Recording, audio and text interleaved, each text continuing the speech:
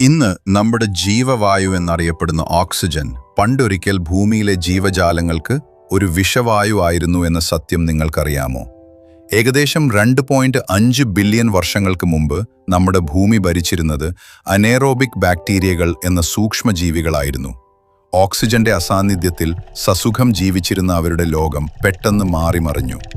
സൂര്യപ്രകാശത്തിൽ നിന്ന് ഊർജം ഉൽപ്പാദിപ്പിക്കാൻ ശേഷിയുള്ള സൈനോബാക്ടീരിയകളുടെ വരവോടെയാണ് ഈ മാറ്റം തുടങ്ങിയത്. അവ പുറത്തുവിട്ട ഓക്സിജൻ ഭൂമിയുടെ ചരിത്രത്തിലെ ഏറ്റവും വിനാശകരമായ ഓക്സീകരണത്തിന് കാരണമായി.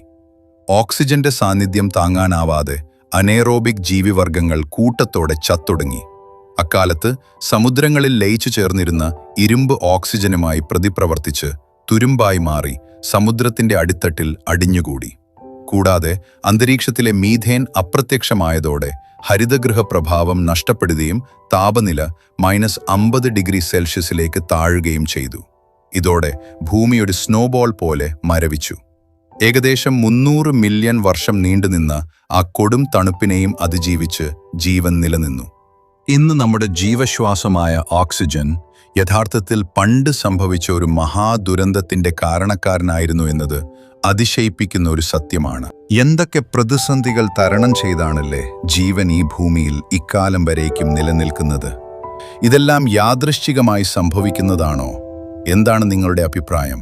താഴെ കമന്റ് ചെയ്യൂ. കൂടുതൽ വീഡിയോകൾക്കായി ഈ ചാനൽ സബ്സ്ക്രൈബ് ചെയ്യൂ.